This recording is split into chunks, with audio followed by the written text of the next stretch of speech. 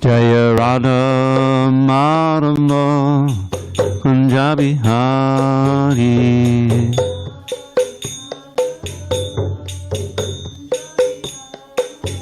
Jaya Radha Madhava Kunja Bihari.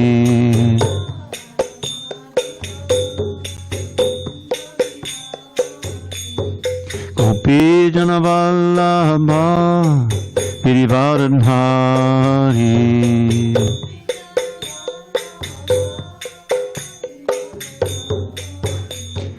Gopi Jana Vallabha Girivardhari.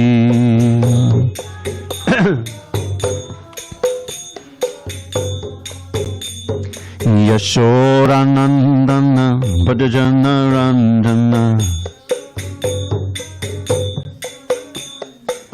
Yashodanandana Bhajana Randana. Yamuna Tira Vanachari. Yamuna Tira Vanachari.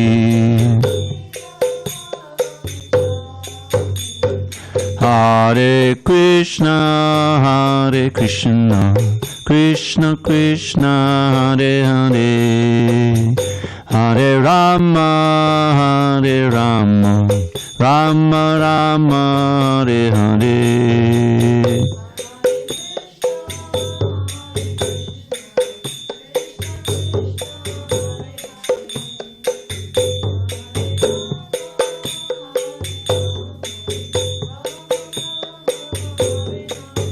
Hare Krishna, Hare Krishna, Krishna Krishna, Hare Hare, Hare Rama, Hare Rama, Rama Rama, Hare Hare.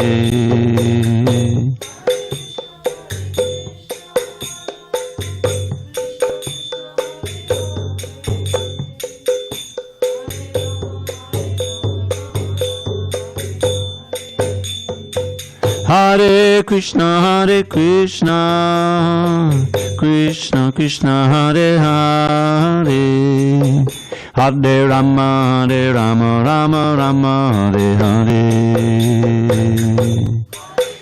Hare Krishna.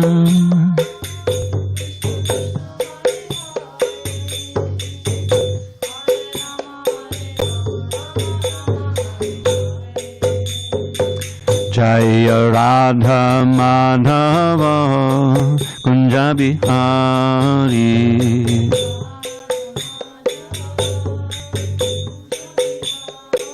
Jaya Radha Madhava Kunja Bihari.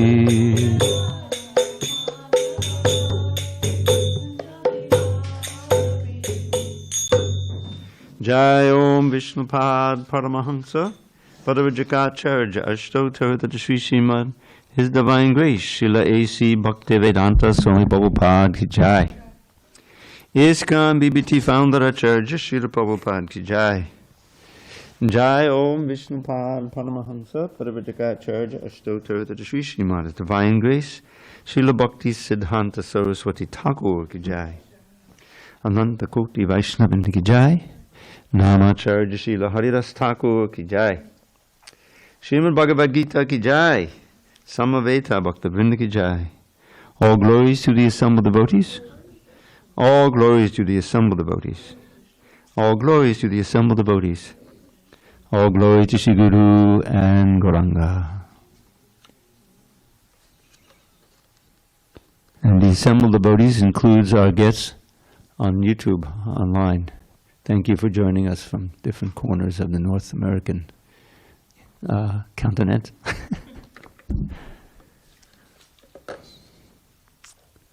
Okay. Just give me a second here.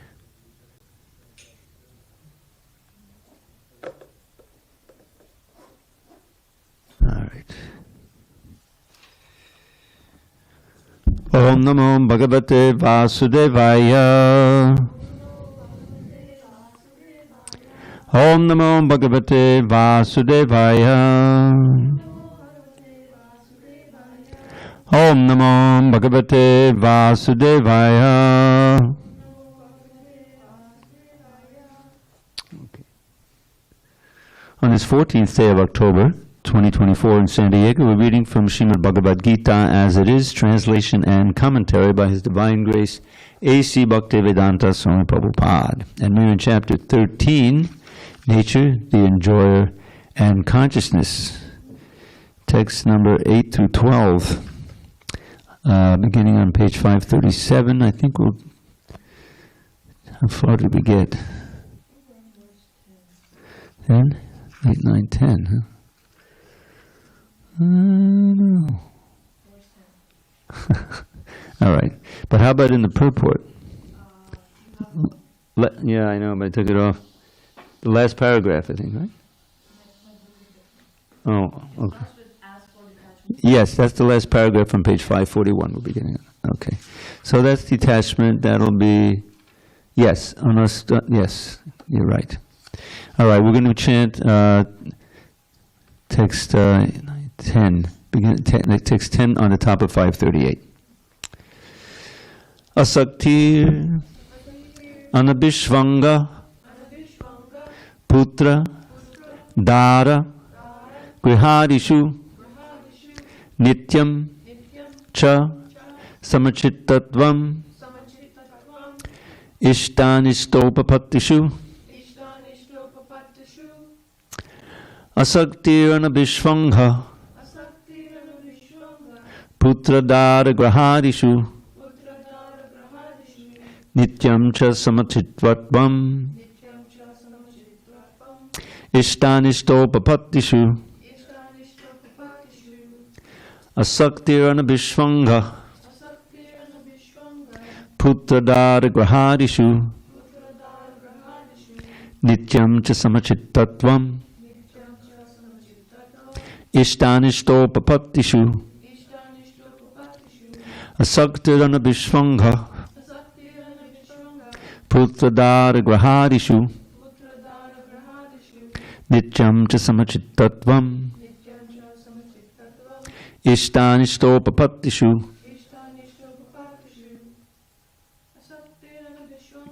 asaktirana bishvanga putradara grahadishu nityam cha samachittatvam ishtanistopapattishu. Anyone want to try it?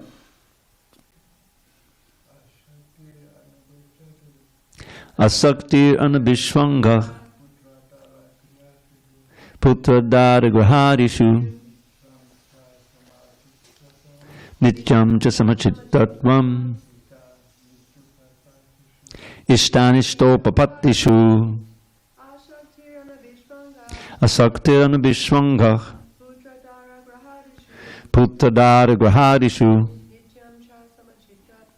nityam cha samachittatvam ishtanistopapattishu. Wow, a pro. Not bad. Anyone online?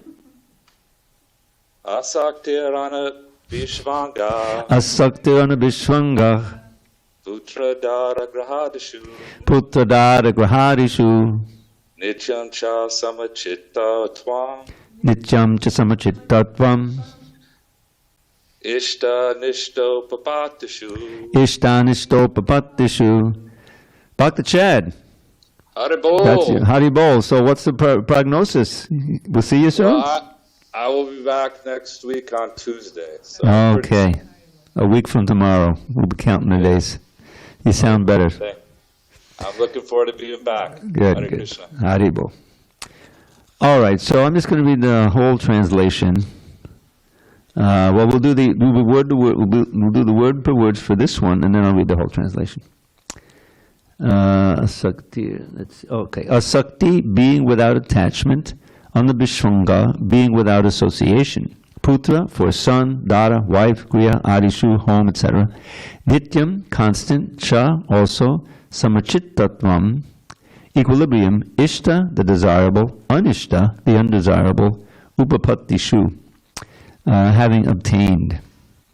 Okay, translation. Humility, pridelessness, nonviolence, tolerance, simplicity, approaching a bona fide spiritual master, cleanliness, steadiness, self-control, renunciation of the objects of sense gratification, absence of false ego, the perception of the evil of birth, death, old age, and disease, detachment, freedom from entanglement with children, wife, home, and the rest, even-mindedness amid pleasant and unpleasant events, constant and unalloyed devotion to me, aspiring to live in a solitary place, detachment from the general mass of people, accepting the importance of self-realization, and philosophical search for the absolute truth. All these I declare to be knowledge, and besides this, whatever there may be, is ignorance. Okay. Can you run in the back there? There's one door that tends to be left open, and also the kitchen door. Okay. So, we're going to begin at the bottom of page 541, reading the purport. And that's having to do with detachment from children, wife, home, and the rest. All right. As for detachment from children, wife, and home, it is not meant that one should have no feeling for these. They are natural objects of affection. But when they are not favorable to spiritual progress, then one should not be attached to them. The best process for making the home pleasant in Krishna consciousness is making the home pleasant for Krishna consciousness. I'm sorry. The best process for making the home pleasant is Krishna consciousness. Now I got it. If one is in full Krishna consciousness, he can make his home very happy, because this process of Krishna consciousness is very easy. One need only chant Hare Krishna, Krishna Krishna, Hare Hare, Hare Rama, Rama Rama, Hare Hare. Accept the remnants of foodstuffs offered to Krishna, have some discussion on books like the Bhagavad Gita and Srimad Bhagavatam, and engage oneself in deity worship. These four things will make one happy.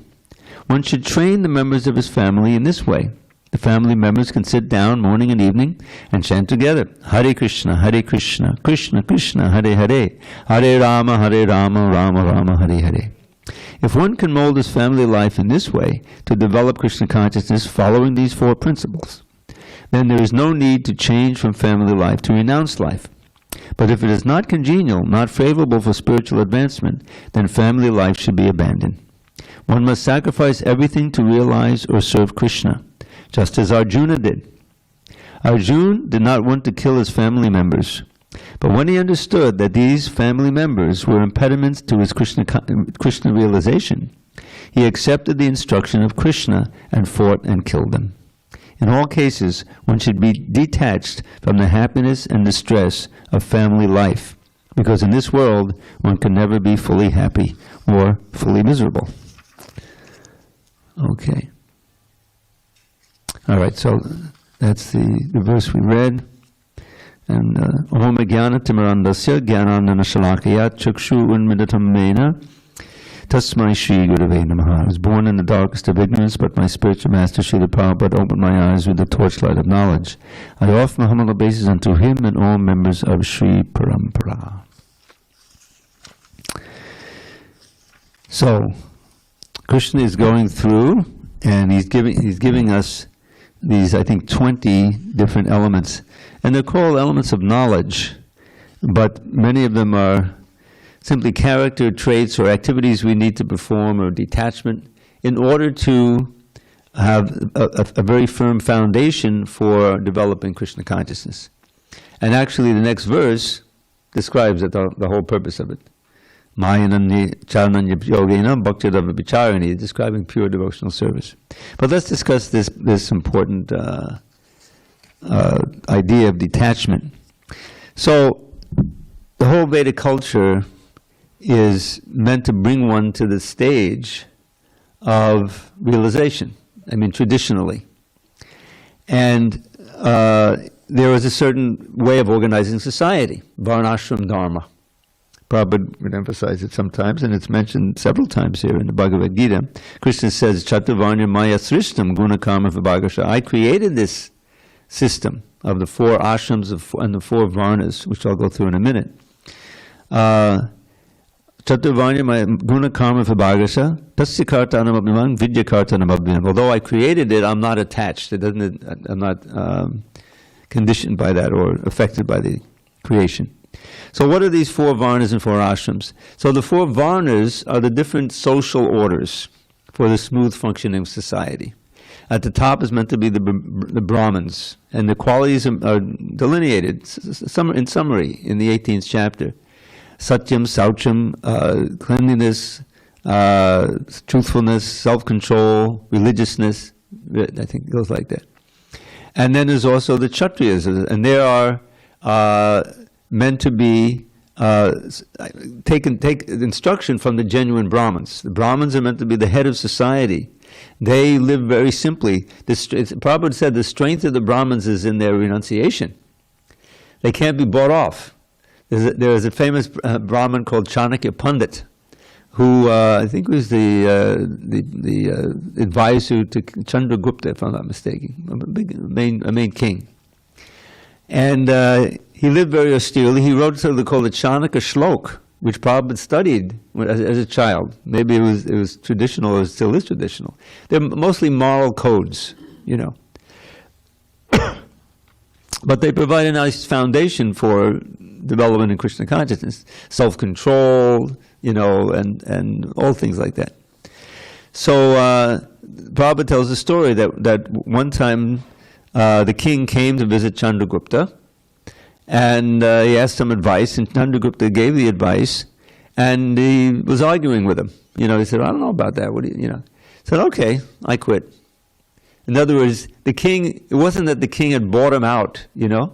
Like in today's world, you have intelligentsia in universities, but they become employees of the big billionaires, you know what I mean, or something. So they actually sell their soul in a way.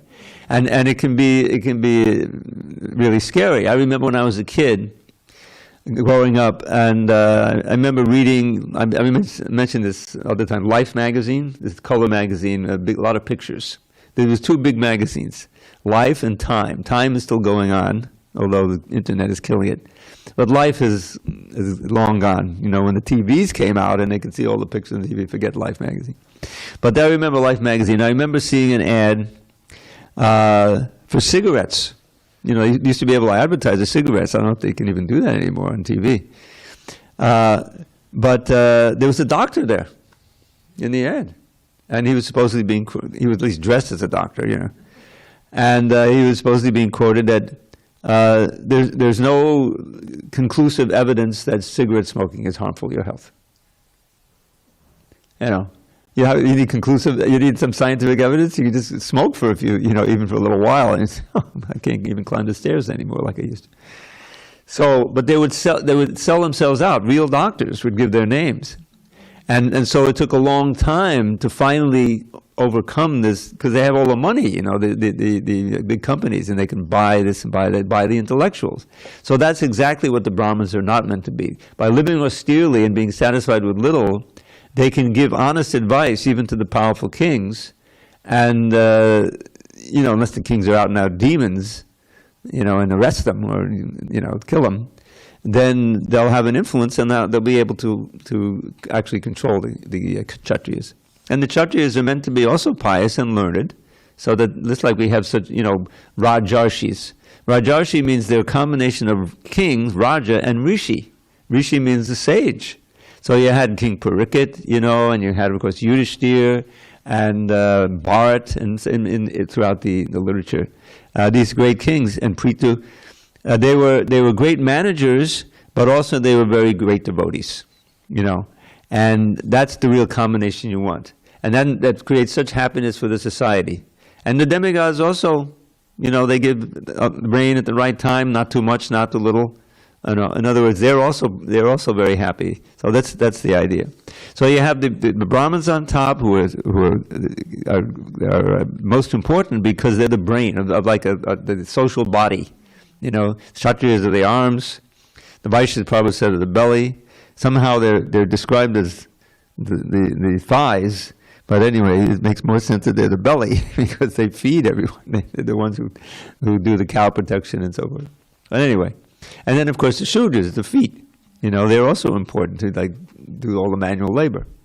Now the idea is, how can everyone be happy in his station? That's the hard part. Unless they're centered on Krishna consciousness, then you're going to have envy developing. The top classes will try to exploit the lower classes, and the lower classes will always be unhappy, and they'll go on strike, Prabhupada says, or they'll have a revolution. And so that's what's happened. It's been corrupted. It's become the caste system. But caste is already a pejorative term. I'm stuck in this caste. And so the training is so essential, that there's proper training. And someone, I remember when I was a kid, maybe they still do it. There's a aptitude test. What is, because that's the whole idea, is that you're born in a Shudra family, and so probably you have those tendencies. You're good with your hands, Like I remember growing up, and some of my friends, they got into fixing cars, and I really liked it, I was a million miles away from that, I get stuck on on the highway, and I open the trunk, they open the hood. I don't know what I'm looking at, I'm hoping somebody might come and help me, So anyway, if you train properly and you have the qualities as Krishna outlines in the Bhagavad Gita in more detail in the Bhagavatam, then you can be satisfied in your station if there's Krishna consciousness in the middle. And that's why it says in the Bhagavatam, in the 2nd chapter, right near the beginning of the 1st canto, Sutta Goswami is addressing the gathering at Naimisharanya, and these are all great sages and Brahmins and scholars, But he was there at the original speaking of the Bhagavatam by Shukadev. And he was so intelligent, it's just inconceivable. 18,000 verses. And it's, I'll explain what the 18,000 verses is, but it's long. You've seen how big the Bhagavatam is. Even if it's not, even if it's just the verses. And he heard it all, and he memorized them all. And so he was able to repeat that. His father had been slain by Balaram, by the blade of grass. Have you ever read the Krishna book? You remember when Balaram is on tour? And he comes to Naimisharanya, and Romaharshan, Sutta Goswami's father, is on the Vyasasan, ready to speak. But, all the great sages stand up and bow down. This is Balaram, But Romaharshan, he said, well, I'm on the Vyasasan. I don't have to bow down to anybody. Big mistake. So Balaram, you'd say, well, maybe it's a little overreaction. Anyway, he's teaching a lesson. With a blade of grass, he touched him, and he fell over dead. Because he wasn't showing proper respect to the Supreme Personality of God. Anyway, so there's a whole pastime around that. But his son was called Sutta Goswami. Sutta means the son. But anyway, he was a great scholar also. And then he eventually he went to the conclave of when Parikshit was retiring. He was cursed to die in 7 days, so he went to the bank of the Ganges, sat down, and all the great sages, they flew in from the university because they knew it was going to be a big thing. And then Shukadev arrives and sits down, and he starts beginning to speak the Bhagavatam, which he just heard from his father. No written, no phone. Well, let me put on my phone, let me record it. No phone, no tape recorder, no books, no nothing. He just heard it, repeated it. So Sutta Goswami was there and heard it, and now he's repeating it at the Naimisharanya. So right near the beginning of the Bhagavatam, as I mentioned, 1st canto, 2nd chapter, there's an important question, it's an essential question from the sages. And because the whole thing is a big conversation within conversation, And the question is, what is that dharma that people can perform to achieve real happiness? Really, ultimately means eternal happiness. So then he begins to answer that question. In these famous verses, Prabhupada spoke on each one of them, and he several times, and I said, this will be a great book. Just like we had the teachings of Lord Kapila Dev, the teachings of Queen Kunti, those who are familiar with Prabhupada's books. These were compiled from Prabhupada's lectures on those chapters in the Bhagavatam for Kapila Dev, and Queen Kunti has a part of one chapter, chapter 8, So Prabhupada liked those so much, he spoke on each one of them several times. So the books consist of the verse and the translation and just like the Bhagavatam with the purport. But at the end of the purport, you append selected portions of Prabhupada's lectures on that, and this makes the verse. Next the book. So I said, well, this is one that hasn't been done, but should be done, and that's on this second chapter, text 6 through 21, I believe. Anyway, one of those verses describes the real perfection of Varnashram. So he says, Atak Pumbir Dvija Shrestha. So it is addressing the assembly as the best of the twice-born, the best of the scholars, of the Brahmins, you know. Atak Pumbir Dvija Shrestha Varnashrama Vibhagasha. The 4 Varnas and the 4 ashrams. Svanustitasya means suanustitasya. By performing one's duties in Varnashram perfectly, the perfection of it is that Krishna is satisfied. Samsiddhir Haritoshanam. Siddhir is perfection, Samsiddhir is the complete perfection, is Haritoshanam. So this was a Varnashram that Prabhupada wanted to establish, you know, and he was hoping that his farms, because it really has to be centered on the farms, that they would live simply, you know, with the cows and everything. So that's, I think we're still yet to establish the perfect example of Varnashram, because there's too many influences, you know, from outside. They come in, you know, the kids grow up, they want to have cell phones, and then, oh boy, they're off, you know. Or they want to go to college, you know. But in any case, that's the whole point. It's not just a way of organizing society, it's a way of organizing society for the ultimate upliftment of everybody in society, so they can progress on their path back to Godhead. So, for that to happen, each of the different varnas have to follow the shastra of, you know, what to do and what not to do and what role to play, like that. Now the ashrams, those are traditionally for the boys, and they go to, you know, Gurukula. Even Krishna went to Gurukula. You know, he studied under Sandipani Muni. He and his brother went, and they were pretty good students. You know. They had these 64 arts that they were learning. It describes in the Krishna book, Prabhupada lists them. And it took them one day for each art. You know, the first one is singing. Singing is the first art, you know. And they were all how to mix colors, you know, and mix different kinds of juices, how to create these rice paintings. Have you ever seen? They do that sometimes.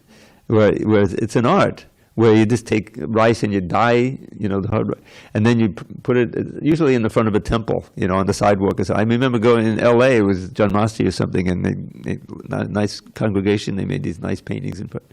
So that's an art, you know.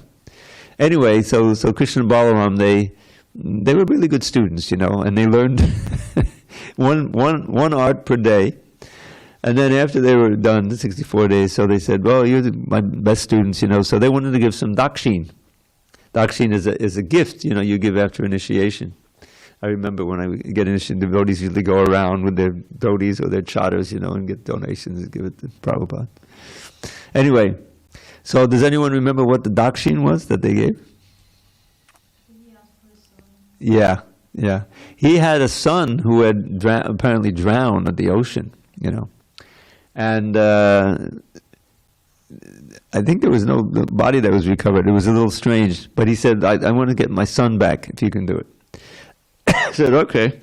So they went to the ocean, and it turned out that there was a big conch, you know, out there who had apparently eaten the son or devoured the son or something. And so Krishna went in there, killed the Panchajanya, I think.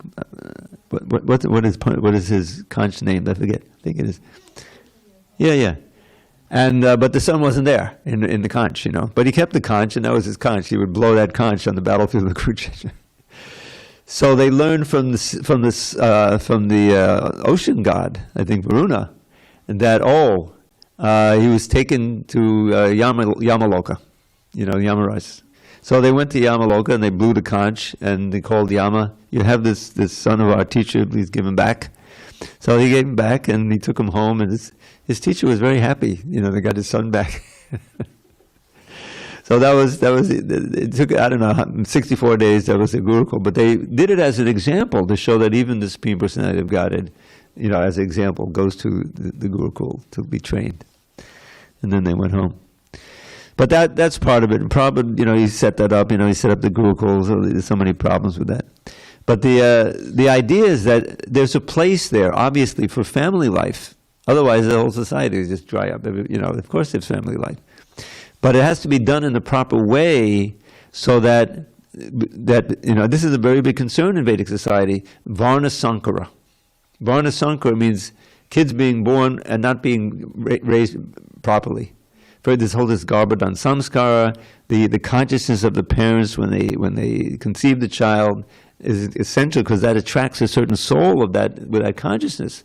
So you give birth to a soul who's maybe not Prahlad Maharaj, comes out a full-blown devotee, but still is of a good character, and he can be trained nicely, you know. So that's an essential part of it. There's a whole Manu Samhita for it. So here, but the point is, it's a temporary arrangement. The idea is that it goes on for basically 25 years, and you have certain children, and boys and the girls, and then at a certain time you gradually go into vanaprastha, which means detachment. The men and women can stay together, but they go on tours, say, of temples. You see, and what's happening at home? Well, the elder sons are taken care. You know, and when the girls grow up to a certain age, they get married and so forth, they're taken care. So they can have a peaceful mind. And then after some time, you know, of doing that, then this is ideal. Then the father is meant to take sannyas, and that's also graded. You know, he can live outside, and the wife can bring food and leave it there at the door, or whatever. Anyway, there's a whole gradation until finally just walking free. You know, it's like you're traveling Paramahamsa, you're relying on Krishna, you know. So obviously that ideal has not been maintained in India, I would say, not so much, right? But still you have the caste Brahmins. Oh, I'm born in the Brahmin family, but what about these qualities you're supposed to have, you know, Satyam, Shaucham, so anyway, so what he's saying now is, as for detachment from children, wife, home, and then, it is not meant that one should not have no feeling for these. They're natural objects of affection. But when they're not favorable to spiritual progress, then one should not be attached. So this is a state. Prabhupada, he did that. You know, the history. He was maintaining a family. He was doing the job, but he was also supporting the Gaudiya Math, you know, preaching and so forth. But as he got older, he naturally wanted to do more and more and to try to follow the order of a spiritual master, preach in English. And so he gave less and less attention to the business, and eventually the business, which had been successful, failed. I think there was a robbery and so forth, you know. And eventually he saw that his family life was, his wife was, she was a good wife, but she wasn't really helping much with the preaching. And she sold his Bhagavatam for some tea biscuits, you know, famously. And so Prabhupada said, well, is it going to be tea or me? And she thought he was just joking, you know, and so she said, oh, I think I'll take the tea. So he left, but he'd left many, many times before and always come back. This time he left and didn't come back. And, you know, that was it. And it was traumatic for the family, but they were grown up by that time. The kids had grown up, but they were able to support the mother and go on. And Prabhupada was free to do what he did, which is amazing. Otherwise he wouldn't be sitting here. So the best process of making home pleasant is Krishna consciousness. And this is how. We have a wonderful example, of Gaur Keshava and his family. They're in the embodied, and Anangapriya, she's a great cook, and they have these two kids, Mukunda and Vrinda and Mukunda. And they're just delightful. I've seen them grow up, and they're at the stage where they're growing practically every week, I said, what are you kidding? But the little Mukunda, he learned to play the drum when he was, I don't even know if he could walk yet, he's been playing, he's really expert, can't quite hold the big heavy drum standing, so he sits on the floor. And she plays bhajan, she's singing nicely, but they're also learning in the school, I remember they had these computers, they were going to class online out here and stuff. In any case, they're learning to read and write and that, And Gaur Keshava comes. Unfortunately, due to the visa and his job, he hasn't been able to stay here. He had a house, he had a place. It was quite expensive, San Diego.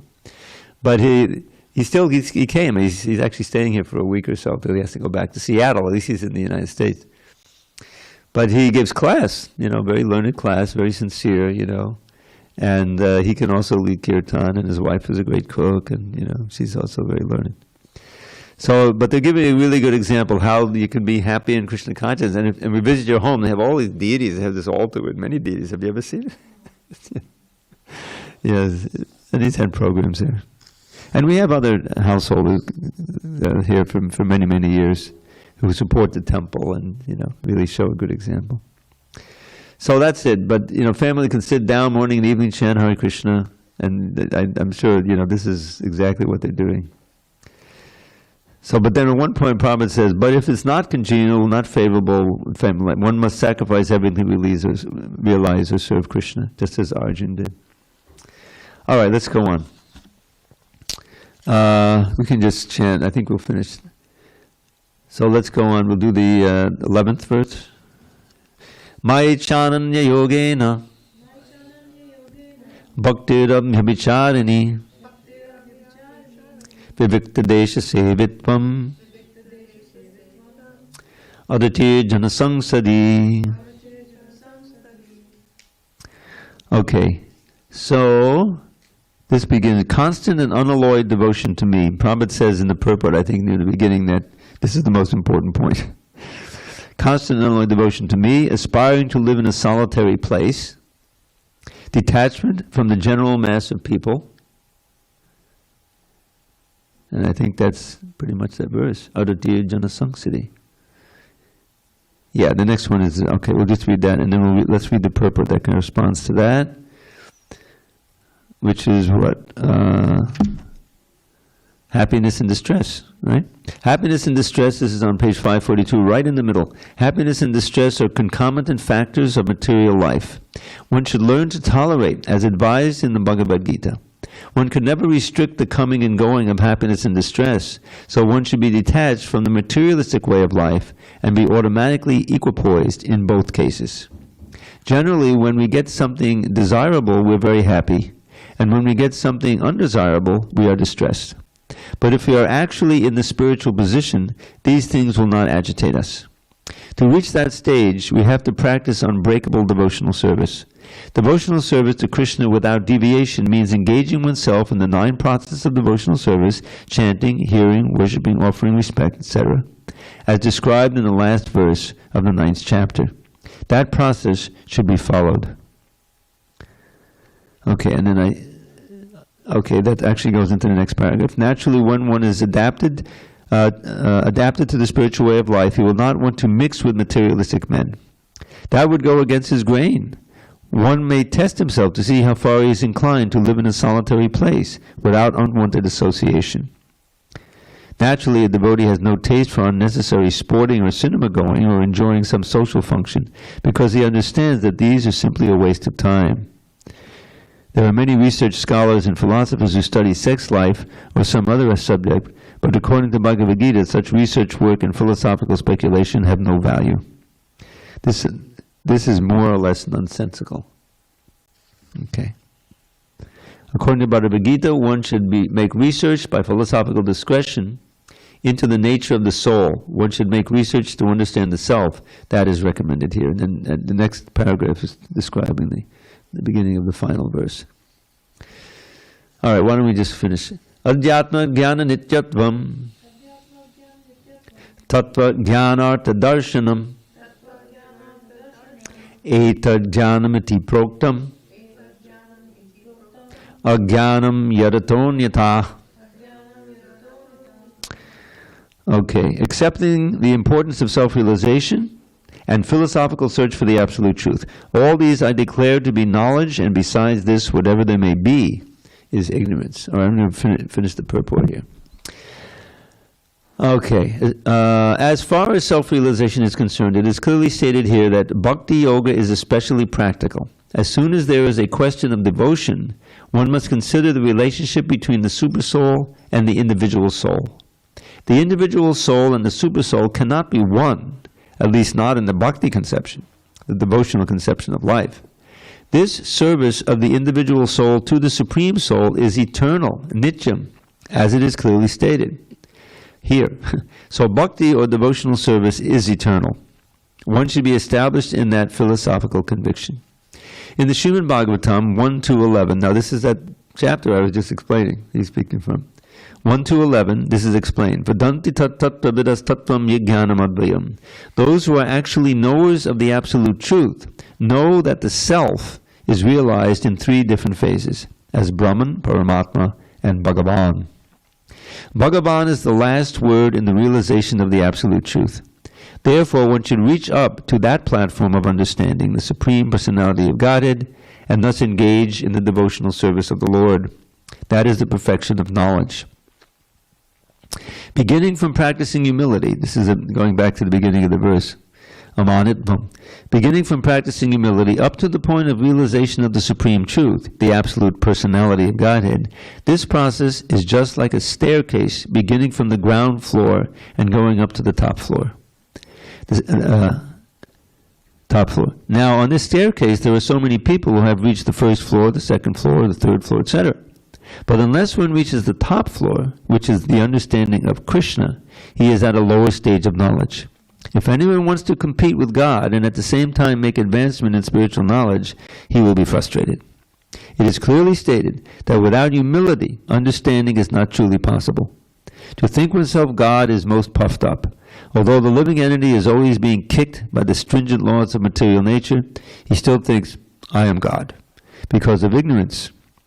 The beginning of knowledge, therefore, is amanitva, humility. One should be humble and know that he is subordinate to the Supreme Lord. Due to rebellion against the Supreme Lord, one becomes subordinate to material nature. One must know and be convinced of this truth.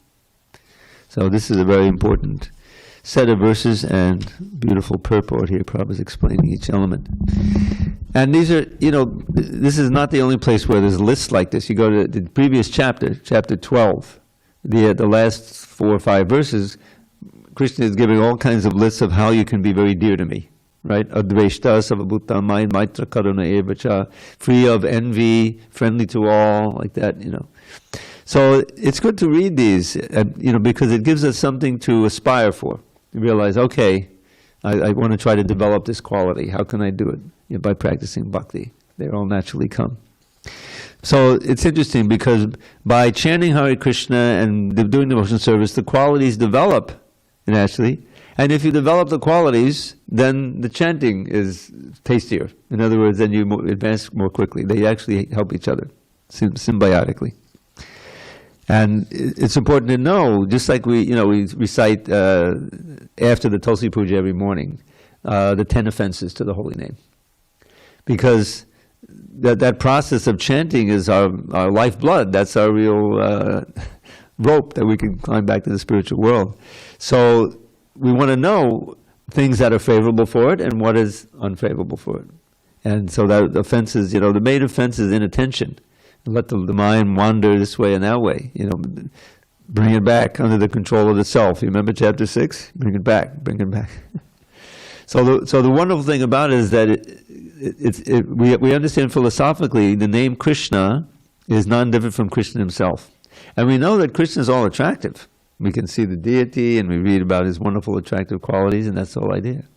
So the fact is, if we really, really concentrate on the sound of the holy name, we'll experience more and more of the all-attractiveness of the holy name, which is most accessible to us.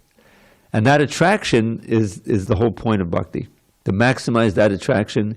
And by doing that, and also willfully deciding to minimize the attraction, all the non-Krishna distractions that can occupy us for lifetimes.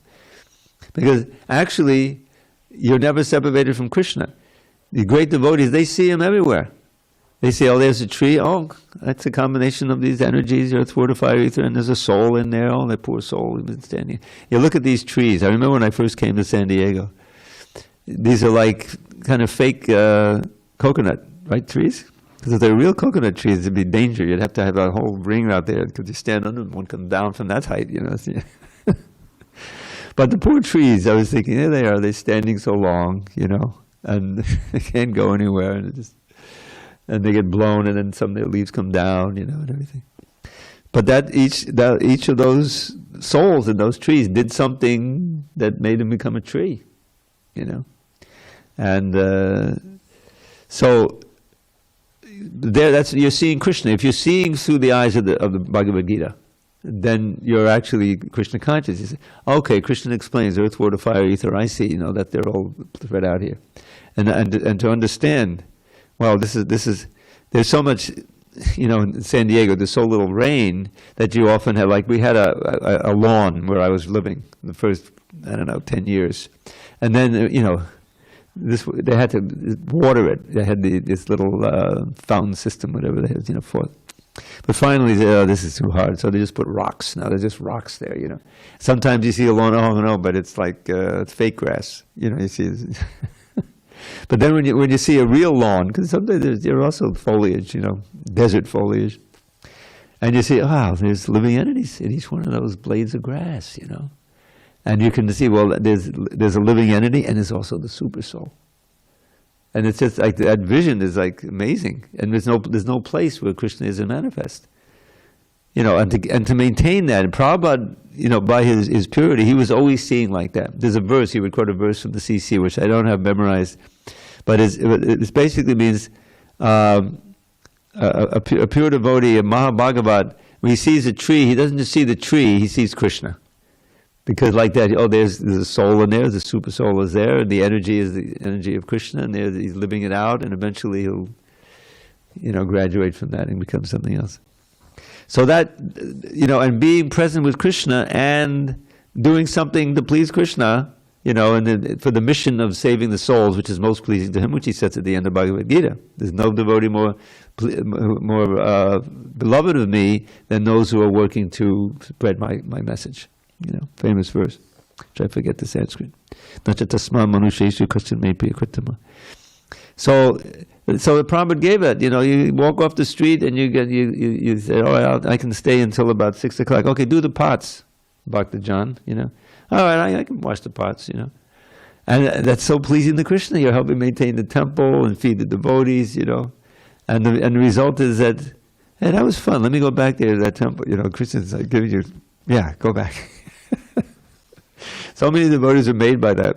Just by meeting a devotee who was friendly and wasn't like trying to exploit you, and was inviting you to come to take as much prasadam as you want, Bhakta John. I had a devotee. I would drive to the temple. I had a car, and it was in Brooklyn. You have to go on this expressway and everything. And then I would, stay in the afternoon, and then time to leave. So there's one devotee who always took me down to the prasadam hall before I left. It was in the basement. It was nicely set up. And while I was eating a little dal and rice or whatever was left over, he was preaching to me and telling me about Krishna. And it had its effect. It had its effect. So that's the way the movement has gone on, and the way it's always spread. And the Sankirtan is the essence of it. That's the heart and soul. I remember we used to go out 3 hours a day. That was like the quota. And where did we go? Fifth Avenue. We get in the subway, and 10 minutes later you're on Fifth Avenue. Prabhupada said it's called the most important street in the most important city in the world. And I couldn't be there for the 76th Rath Yatra. That was the first Rath Yatra in New York. 10 years after Prabhupada founded the movement.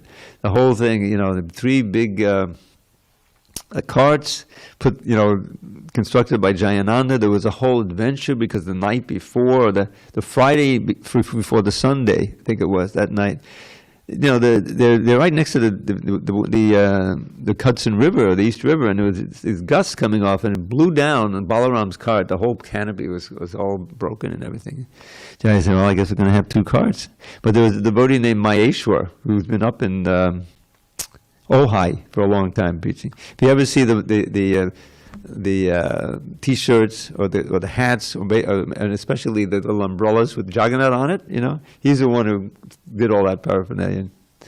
So he was there in New York at the time, and he's good with with construction. So he said, Jagannath, let me have a shot at trying to put this cart back together. So he had to get his own crew. There were so many devotees stuffed into the temple from all over the country, had come. So Jayananda had his crew, and he told this story in Alatra when I was there one time. It was amazing. And they had to go down to the place where the braces had been made, and somehow it was open on Saturday. They got it fixed and did it, and worked all day, all night, and they had the thing fixed by Sunday morning. And Balaram could be in the procession. Anyway, it was I wasn't there, but I just there's a nice YouTube, you can see it. And Prabhupada was so blissful. He's riding on Subhadra's cart, down Fifth Avenue, conquering New York, It's such a saga, amazing thing. So many devotees blissfully chanting and dancing. So anyway, we've completed these verses, and it's worth studying these verses and the purport. There's so much here. And these are the elements of knowledge, meaning that if you really know them and you follow them, janma mrityu jana vyadi dukkha doshana darshanam, that one instruction is so important. To be aware of it, don't lose sight of it, because it's like an impetus. I like to give the example of we have certain impetus for becoming Krishna conscious. Well, what is it? Well, there's the attraction of Krishna, the attraction. We're being attracted to Krishna, but we're also being attracted by Maya. But we should know that Maya, Durga, she has that trident, the threefold miseries. So she's, hey, you want to postpone, you're going back to Godhead? Okay, you're going to suffer from here. So she's behind us, giving a push, go that way. And Krishna's in front of us, yes, come to me. So we have the attraction this way, and we have the embracing sober-minded fear on birth, old age, disease, and death. So both of them are important to be aware of. It's all part of knowledge. And the great devotees, they're already liberated. That's the thing. You want to be liberated, but if you're really absorbed in Krishna consciousness and you're advanced, you already feel liberated. You're not attracted to the things here. You're not afraid of death, which is miraculous, because you're completely confident that you're a spiritual being and that you're already with Krishna, and at the end you'll go back to Krishna. So whereas, the fear, to be free of fear is an incredible thing. We saw that with Prabhupada. He was in a car accident one time, and I'll have to end here. This is in Mauritius. He was driving, the devotees were in the, I think he was in the back seat. Maybe he was in the front seat, with the non-driver side. Anyway, you drive on the left because it was settled by the English or something, So the left. But someone was visiting from a different part of the world. I don't know if it's the U.S. where you drive on the right. So they're coming right there. They come around the corner. There's a head-on collision. And luckily, they weren't speeding. They were going moderate speed.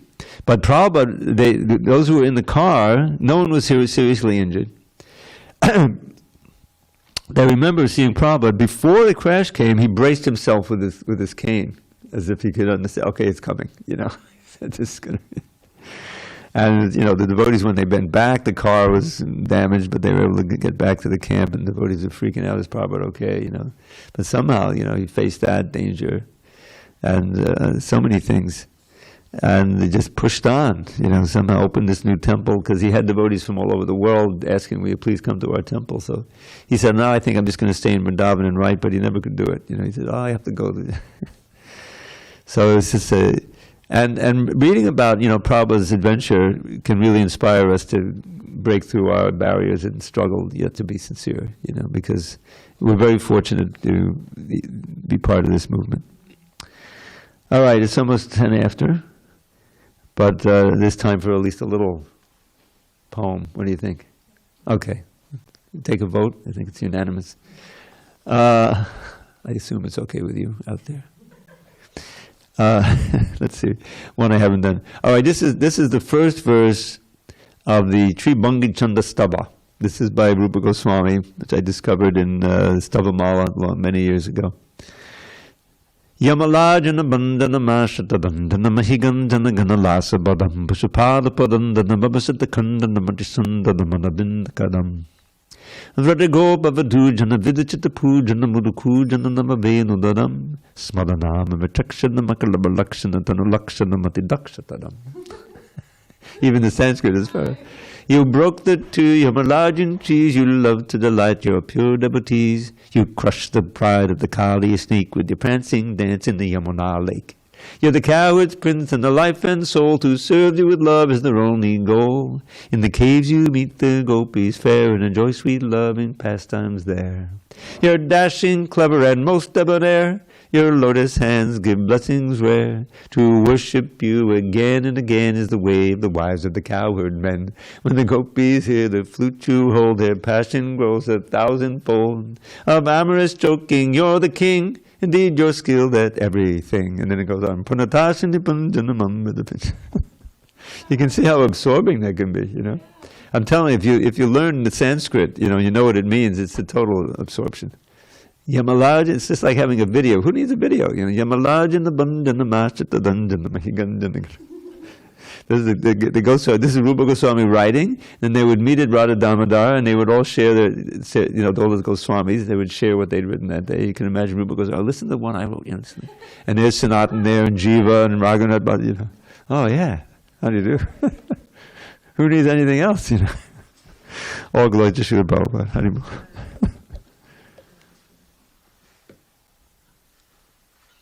Do you know about the Bhakti Center, and they have this, what is it called, Wisdom, the Raghunath Das, Wisdom of the Sages, yeah. So I was on there a year or two ago. Did you see that one? Yeah. I'm going to be on again, the 27th. Oh, wow. Yeah. They contacted me to be on there again. We'll be tuned in. Okay, good. Huh? Yeah. Well, it's an interview. I think they'll probably ask me to do that. Yeah, I met him in Miami before he joined. He was just getting interested in Krishna consciousness. He came down to my